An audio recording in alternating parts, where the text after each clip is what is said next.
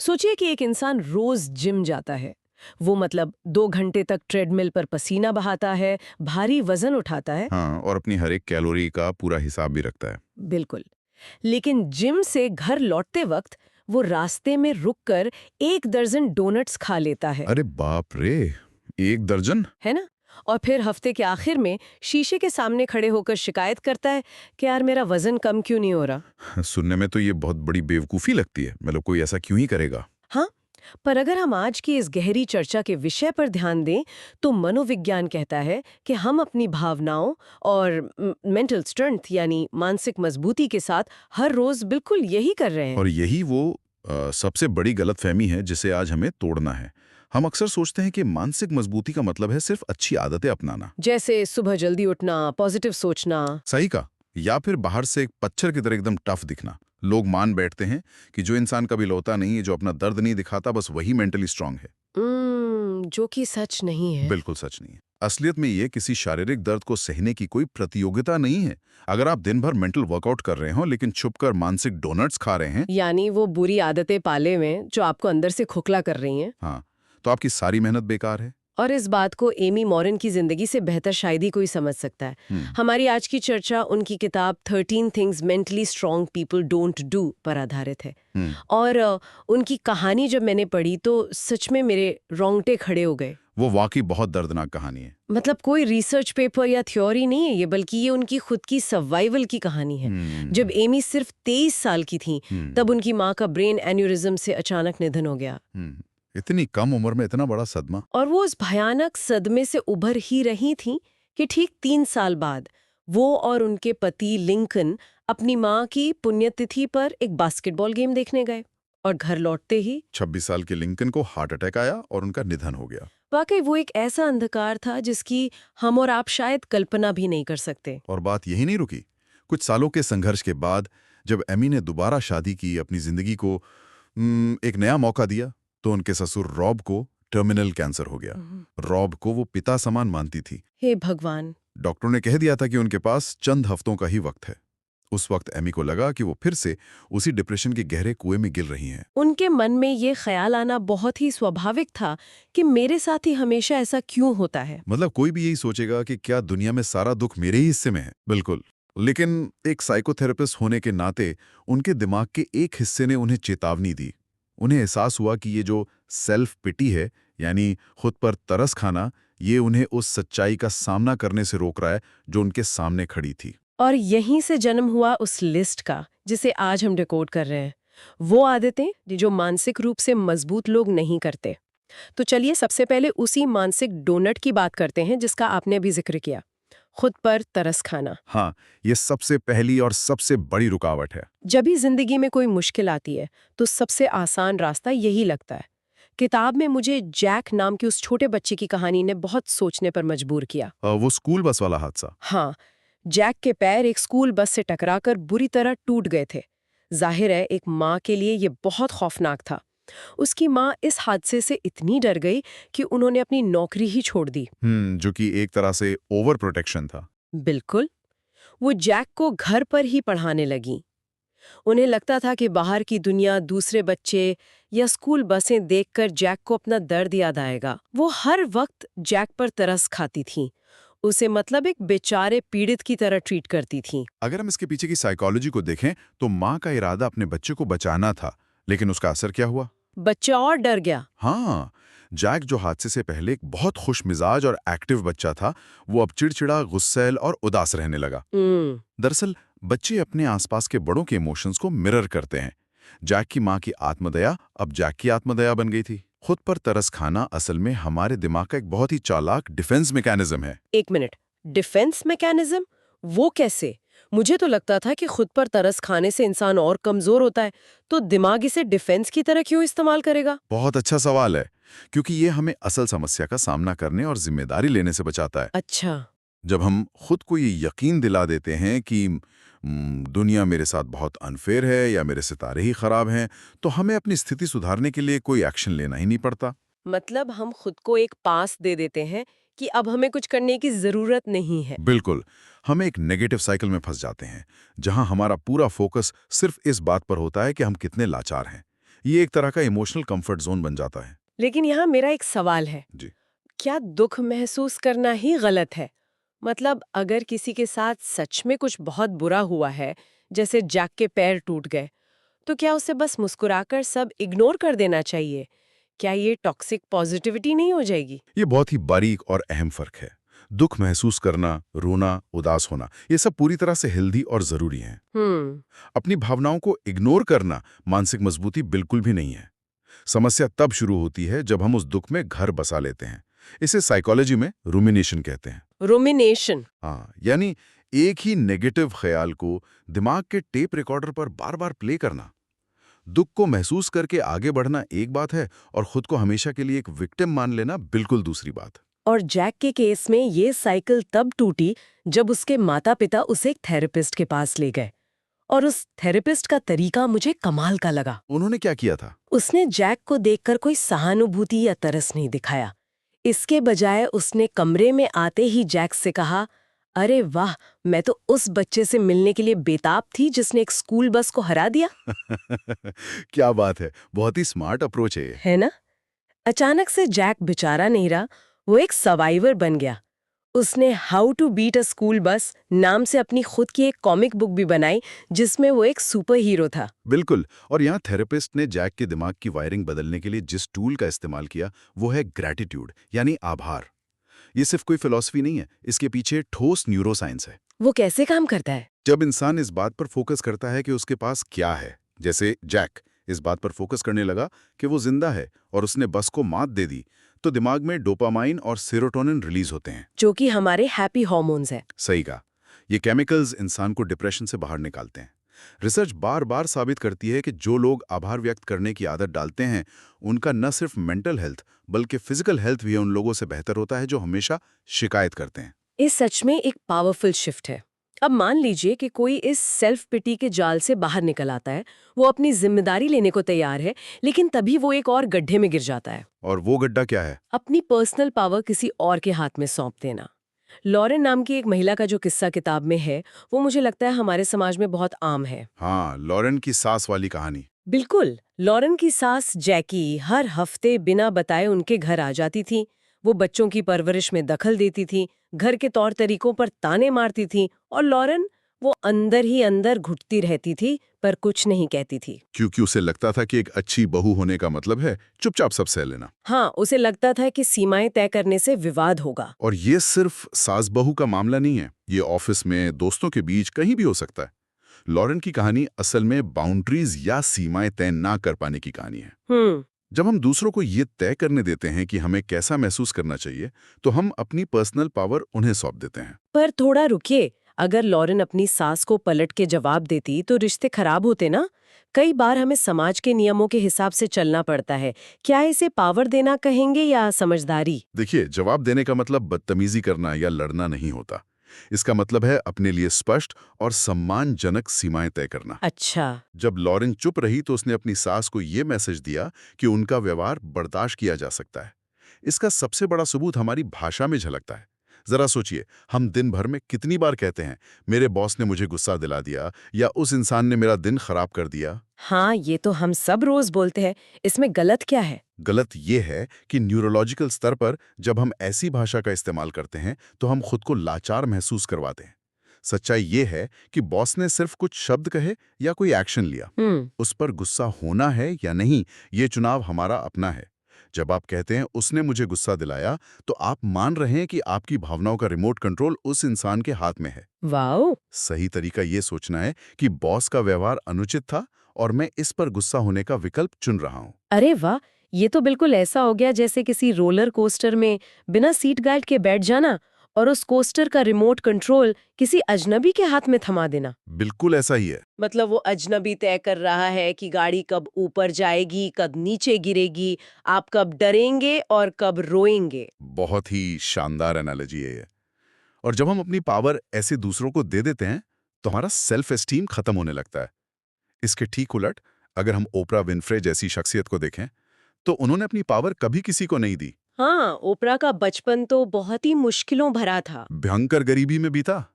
उन्हें आलू की बोरियों से बने कपड़े पहनने पड़ते थे और उन्होंने कई सालों तक यौन शोषण का सामना किया। सच में ये बहुत खौफनाक है। अगर कोई एक इंसान था जिसके पास ये कहने का पूरा हक था कि मेरा अतीत मेरी आज की हालत के लिए जिम्मेदार है, तो वो ओपरा थीं। लेकिन उन्होंने अपनी कहानी खुद लिखी।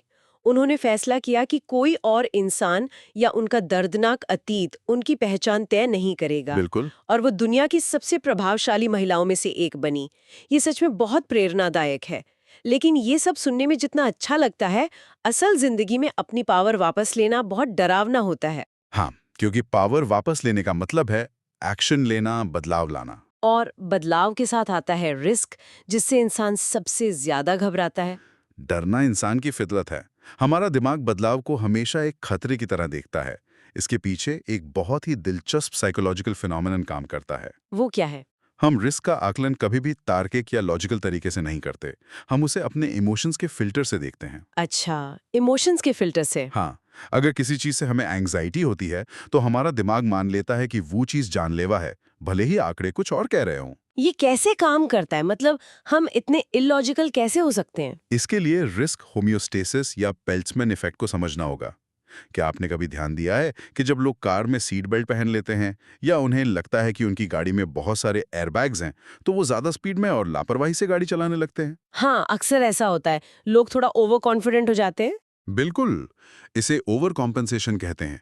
जब दिमाग को लगता है कि वो सुरक्षित है, तो वो रिस्क का स्तर बढ़ा देता है। हाँ। और जब उसे लगता है कि कुछ नया हो रहा है, जैसे नौकरी बदलना या कोई नया बिजनेस शुरू करना, तो वो उस खतरे को कई गुना बढ़ा करके दिखाता है। यही वजह है कि हम अपनी रोजमर्रा की अनहेल्दी आदतों को रिस्क नहीं मानते, क्योंकि वो हमारी आदत बन चुकी हैं। रिचर्ड की कहानी इसका परफेक्ट उदाहरण है। 44 साल के रिचर्ड को जब टाइप 2 डायबिटीज डायग्नोज हुई, तो उसे साफ बता दिया गया कि उसे अपनी डाइट बदलनी होगी और एक्सरसाइज करनी होगी। पर उसने क्या किया? वो कुछ भी बदलने को तैयार ही नहीं था। उसे अपनी पुरानी लाइफस्टाइल में रहना ज्यादा सेफ लग रहा था, जबकि असलियत में वो अपनी जान के साथ सबसे बड़ा रिस्क ले रहा था। और डेल की कहानी भी कुछ ऐसी ही थी। डेल 30 साल से एक स्कूल में शॉप टीचर था। उसका जिंदगी भर का सपना था कि वो अपना खुद का फर्नीचर स्टोर खोले। लेकिन वो रिस्क लेने से इतना घबराता था कि उसने कभी पहला कदम ही नहीं उठाया। वो हमेशा यही सोचता रहा कि अगर बिजनेस डूब गया तो। ये एक अनकैलकुलेटेड इमोशनल डर था। तो ऐसे में हम आम लोग रिस्क कैसे लें? क्योंकि रिस्क लेना तो जरूरी है। मुझे हमेशा सर रिचर्ड ब्रांसन का ख्याल आता है। वो तो हॉट एयर बलून में दुनिया का चक्कर लगाने निकल जाते हैं, नई नई एयरलाइंस शुरू कर देते हैं। क्या हमें उनके जैसा निडर बनना पड़ेगा? दिलचस्प बात यह है कि रिचर्ड ब्रांसन बिल्कुल भी निडर नहीं है, और ना ही वो हवा में तीर चलाते हैं। सच में? हाँ, मुझे तो लगता था वो बहुत बड़े रिस्क टेकर है। उनकी सफलता का राज ये है कि वो ब्लाइंड गैम्बल यानी अंधे दाव नहीं खेलते, बल्कि स्ट्रेटेजिक जजमेंट लेते हैं। वो इमोशंस को साइड में रखकर एक ठोस फ्रेमवर्क इस्तेमाल करते हैं। वो फ्रेमवर्क क्या है? हम उसे अपनी जिंदगी में कैसे उतार सकते हैं? बहुत ही सिंपल है। जब भी आपको रिस्क लेना हो, तो भावनाओं में बहने के बजाय एक कागज पर लॉजिकल सवाल लिखिए। जैसे कि? जैसे, इस काम के सफल होने के क्या फायदे हैं? अगर सबसे बुरा हुआ तो वर्स्ट केस सिनेरियो क्या होगा? और सबसे अहम, उस वर्स्ट केस सिनेरियो के होने की संभावना कितनी है और मैं उससे कैसे निपटूंगा? ये तो काफी लॉजिकल है। जब आप अपने डर को कागज पर उतारकर उसे तार्किक रूप से देखते हैं, तो दिमाग का इमोशनल सेंटर, जिसे एमिगडाला कहते हैं, वो शांत हो जाता है और लॉजिकल सेंटर काम करने लगता है। ये सच में एक बहुत प्रैक्टिकल टिप है। डर को बस कागज पर उतार दो। अब जब कोई इंसान रिस्क लेने के लिए कदम बढ़ाता है, तो दो ऐसी दीवारें हैं जो अचानक सामने आ खड़े होती हैं। वो दीवारें क्या हैं? पहली दीवार, अगर मैंने ये किया तो लोग क्या कहेंगे? और दूसरी, पिछली बार जब मैंने कुछ नया किया था तो क्या बुरा हुआ था? चलिए पहले लोग क्या कहें वाले ट्रैप की बात करते हैं। जिसे हम पीपल प्लीजिंग या सबको खुश रखने की बीमारी कहते हैं। बिल्कुल। मुझे इस चर्चा में जिस कहानी ने सबसे ज्यादा हैरान किया, वो थी मॉस की कहानी। मॉस एक अमिश समुदाय का हिस्सा था। अमिश समुदाय जो पुराने तौर तरीकों से रहते हैं। हाँ, अब जो लोग नहीं जानते, अमिश समुदाय बहुत सख्त नियमों के साथ पुराने तरीके से जिंदगी जीता है। मॉस को उस समुदाय के कड़े नियमों में घुटन होती थी। उसे पता था कि अगर वो आधुनिक दुनिया में कदम रखेगा तो उसका पूरा गांव, यहाँ तक कि उसका अपना परिवार भी उससे रिश्ता तोड़ लेगा। लेकिन फिर भी मॉस ने वो हिम्मत दिखाई और सबको खुश रखने के बजाय अपनी सच्चाई को चुना। मॉस का कदम बहुत ही क्रांतिकारी था। लेकिन अगर हम आम जिंदगी की बात करें, तो हम हर दिन पीपल प्लीजिंग के छोटे छोटे ट्रैप्स में फंसते हैं। जैसे कि? हम किसी ऐसे डिनर पे जाने के लिए हाँ कह देते हैं जहां हम नहीं जाना चाहते। हम किसी रिश्तेदार की गलत बात पर इसलिए चुप रहते हैं ताकि माहौल खराब ना हो। लेकिन इसमें बुराई क्या है? क्या दूसरों का ख्याल रखना, थोड़ा एडजस्ट कर लेना एक अच्छे इंसान की निशानी नहीं है? दयालु होना और सबको खुश रखने की कोशिश करना, इन दोनों में बहुत बड़ा फर्क है। अच्छा। दयालुता आपके अपने मूल्यों से आती है, जबकि पीपल प्लीजिंग डर से आती है। रिजेक्शन का डर या बुरे इंसान समझे जाने का डर। ये तो बहुत गहरी बात है। जब आप हमेशा दूसरों की उम्मीदों पर खरा उतरने की कोशिश करते हैं तो आप धीरे धीरे खुद को ही भूल जाते हैं। आप एक ऐसा मुखौटा पहन लेते हैं जो अंततः आपको अंदर से खोखला कर देता है या आपको आपके असली लक्ष्यों से भटका देता है। और ये भटकाव तब और भी गहरा हो जाता है जब हम एक और भारी बोझ अपने साथ लेकर चलते हैं, हमारा अतीत। हाँ, अतीत का बोझ। ग्लोरिया नाम की महिला का किस्सा इसका सबसे दर्दनाक उदाहरण है। ग्लोरिया की बेटी अब 25 साल की हो चुकी थी, लेकिन ग्लोरिया आज भी इस अपराध बोध में जी रही थी कि जब बेटी छोटी थी तब वो उसे पर्याप्त समय नहीं दे पाई थी। वो गिल्ट में जी रही थी। हाँ, उसे लगता था कि वो एक अच्छी माँ नहीं बन पाई, और इस गिल्ट की वजह से वो आज भी अपनी 25 साल की बेटी के नखरे उठाती थी, उसे आर्थिक रूप से सपोर्ट करती थी और बेटी उन्हें बुरी तरह मैनिपुलेट करती थी। मतलब ग्लोरिया का अतीत उनके वर्तमान को बर्बाद कर रहा था। बिल्कुल। अतीत में जीना सिर्फ एक मनोवैज्ञानिक समस्या नहीं है, इसका हमारे शरीर पर सीधा और गहरा असर पड़ता है। क्या आप जानते हैं कि हमारा दिमाग समय में फर्क नहीं कर पाता? मतलब दिमाग को कैसे नहीं पता कि क्या कल हुआ था और क्या आज हो रहा है? जब आप 10 साल पुरानी किसी दर्दनाक घटना या गलती के बारे में गहराई से सोचते हैं, तो दिमाग के उसी हिस्से में हलचल होती है जैसे वो घटना अभी इसी वक्त आपके सामने घट रही हो। वाह! तो शरीर को लगता है कि खतरा अभी भी है। एकदम सही। आपका दिमाग फाइट या फ्लाइट मोड में चला जाता है। वो शरीर में कॉर्टिसोल नाम का स्ट्रेस हार्मोन रिलीज करने लगता है। जो कि हमारे लिए अच्छा नहीं है। बिल्कुल नहीं।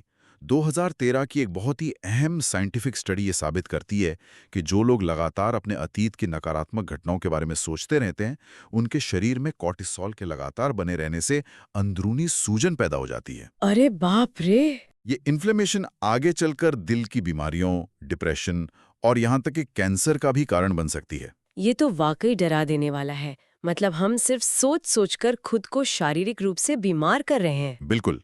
और सिर्फ बुरी यादें ही नहीं, कुछ लोग अतीत को इतना रोमांटिक बना लेते हैं कि उन्हें लगता है वो पुराने दिन ही सबसे अच्छे थे, अब जिंदगी में कुछ नहीं रखा। ये दोनों ही स्थितियां खतरनाक हैं। इस बात को समझाने के लिए जो एनालॉजी मुझे सबसे ज्यादा पसंद आई वो गाड़ी चलाने वाली है। सोचिए, अतीत के बारे में सोचना बिल्कुल वैसा है जैसे हाईवे पर गाड़ी चलाते वक्त लगातार अपने रियर व्यू मिरर में देखते रहना। बहुत सटीक उदाहरण है। अगर कोई इंसान अपना पूरा वक्त सिर्फ पीछे वाले शीशे में ये देखने में बिताएगा कि वो कहाँ से आया है और आगे की बड़ी सी विंडशील्ड से सड़क को नहीं देखेगा, तो आगे जाकर उसका क्रैश होना 100% पक्का है ना? पीछे वाले शीशे का इस्तेमाल सिर्फ ये देखने के लिए करना चाहिए कि कोई खतरा तो नहीं है या हमने क्या सबक सीखा, ना कि वहां अपना पूरा फोकस शिफ्ट कर देना चाहिए। एकदम सही बात कही आपने। अतीत को एक रेफरेंस पॉइंट की तरह इस्तेमाल करना चाहिए, रेजिडेंस की तरह नहीं। आपको वहां से सीखना है, वहां रहना नहीं है।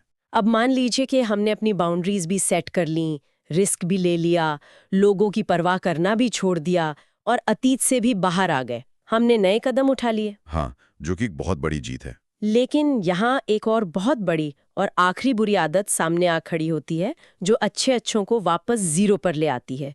तुरंत नतीजों की उम्मीद करना। Instant gratification. हाँ, लोग सोचते हैं कि अरे मैंने तो जिम जाना शुरू कर दिया है, 1 हफ्ता हो गया, अब तक मेरे एब्स क्यों नहीं दिख रहे? और ये समस्या आज के डिजिटल और फास्ट फूड वाले दौर में कई गुना बढ़ गई है। हमें हर चीज एक क्लिक पर चाहिए। इंटरनेट की स्पीड से लेकर इंस्टेंट नूडल्स तक सब कुछ तुरंत होता है। तो हम अपनी पर्सनल ग्रोथ और रिश्तों में भी यही इंस्टेंट ग्रेटिफिकेशन ढूंढते हैं। बिल्कुल। मार्सी की कहानी इसका एकदम क्लासिक उदाहरण है। मार्सी अपने जिंदगी और अपनी शादी से खुश नहीं थी। उसने तय किया कि वो सब कुछ ठीक करेगी। फिर क्या हुआ? जब भी वो अपने रिश्ते को सुधारने के लिए कोई नई पहल करती या कोई नई आदत डालने की कोशिश करती, तो वो उसे कुछ ही हफ्तों में छोड़ देती थी। क्योंकि उसे तुरंत नतीजे नहीं मिलते थे। हाँ, क्योंकि उसे तुरंत मैरिटल ब्लिस नहीं मिलता था। वो सोचती थी, मैंने 3 बार अच्छे से बात की तो मेरा पति तुरंत क्यों नहीं बदल गया? मनोविज्ञान में इसे प्लानिंग फैलेसी या अनरियलिस्टिक एक्सपेक्टेशंस कहा जाता है। हम इंसान इस बात को हमेशा ओवर एस्टिमेट करते हैं कि कोई काम कितनी जल्दी हो जाएगा। और इस बात को अंडर एस्टिमेट करते हैं कि उसमें मेहनत कितनी लगेगी। बिल्कुल। हम ये भूल जाते हैं कि उस काम में असल में कितनी ऊर्जा और कितने फेलियर्स लगेंगे। मार्सी को लगता था कि सालों की बिगड़ी हुई शादी कुछ हफ्तों के अच्छे व्यवहार से जादुई तरीके से ठीक हो जाएगी। तो ऐसे में खुद को निराश होने से कैसे बचाएं? क्योंकि जब हम मेहनत करते हैं और नतीजा नहीं मिलता तो हार मानना बहुत स्वाभाविक लगता है। सबसे पहले तो हमें ये कड़वी सच्चाई स्वीकार करनी होगी कि दुनिया हम पर कुछ भी ओ नहीं करती। दुनिया का हम पर कोई कर्ज नहीं है कि वो हमें हमारी मेहनत का फल तुरंत हमारे हाथ में रखते। ये बात सुनने में थोड़ी कड़वी है, पर सच है। थॉमस एडिसन का नजरिया इस बात को समझने के लिए सबसे बेहतरीन है। हाँ, बल्ब के आविष्कार वाला किस्सा। बिल्कुल। जब एडिसन बल्ब बनाने की कोशिश कर रहे थे और उनका एक असिस्टेंट इस बात से बुरी तरह निराश था कि उन्होंने हफ्तों मेहनत की, सैकड़ों प्रयोग किए और कोई नतीजा नहीं मिला, तो एडिसन ने क्या कहा था? उन्होंने कहा, नतीजे, मुझे कोई हार नहीं मिली है, बल्कि मुझे कई हजार ऐसे तरीके मिल गए हैं जो काम नहीं करते हैं। ये होती है प्रोसेस पर फोकस करने वाली मेंटालिटी। वाओ, सफलता एक मैराथन है, कोई 100 मीटर की स्प्रिंट नहीं। अगर हम अपना पूरा फोकस सिर्फ फाइनल रिजल्ट या फिनिश लाइन पर रखेंगे तो हर दिन का सफर बहुत भारी और मुश्किल लगेगा। सही कहा। इसके बजाय हमें उस प्रक्रिया पर, उस प्रोसेस पर विश्वास रखना चाहिए। हर फेलियर असल में हमें एक कदम करीब ले जा रहा है। और यही वजह है कि तुरंत नतीजों की उम्मीद करना एक मानसिक डोनट है।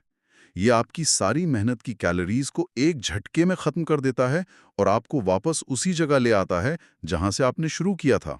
तो चलिए अब इस पूरी गहरी और शानदार चर्चा को एक साथ समेटते हैं। हमने आज क्या सीखा? मानसिक मजबूती। मानसिक मजबूती या मेंटल स्ट्रेंथ कोई ऐसा जादुई कवच नहीं है जो रातों रात मिल जाए और जीवन की तकलीफों को आपसे दूर रखे। ये इस बात का रोजमर्रा का हर पल का चुनाव है कि जब जिंदगी में दुख, असफलता या अचानक कोई बड़ा बदलाव आता है तो आप उस पर कैसे प्रतिक्रिया देते हैं। एकदम सही बात है। अच्छी आदतें अपनाना बेशक जरूरी हैं, लेकिन उससे भी कहीं ज्यादा जरूरी इस बात के प्रति जागरूक होना है कि कौन सी बुरी आदतें हमें अंदर से दीमक की तरह खा रही हैं। खुद पर तरस खाना बंद करना, अपनी पावर का रिमोट कंट्रोल वापस अपने हाथ में लेना, रिस्क को लॉजिक से तौलना और बिना तुरंत इनाम की उम्मीद किए लगातार आगे बढ़ते रहना, यही वो चीजें हैं जो हमें सच में मेंटली स्ट्रांग बनाती हैं। और अब इस चर्चा को खत्म करते हुए आप सभी सुनने वालों के लिए सोचने वाली एक बहुत ही गहरी बात छोड़कर जाते हैं। कोई भी इंसान अपने अंदर कितनी भी अच्छी आदतें क्यों न डाल ले, वो जिम वाली एनालॉजी और आज की चर्चा का ये सबसे बड़ा सार हमेशा याद रखिएगा। आप उतने ही अच्छे हैं जितनी आपकी सबसे बुरी आदत है। बिल्कुल। तो आज जब आप इस चर्चा के बाद अपने काम पर लौटें तो खुद से पूरी ईमानदारी से ये सवाल जरूर पूछिएगा, आपकी जिंदगी में ऐसी कौन सी एक बुरी आदत है जो एक भारी वजन की तरह आपके पैरों में बंधी है और आपकी सारी मेहनत पर पानी फिर रही है। और क्या आज, अभी, उस आदत को हमेशा के लिए पीछे छोड़ने का वक्त नहीं आ गया है? सोचिएगा जरूर।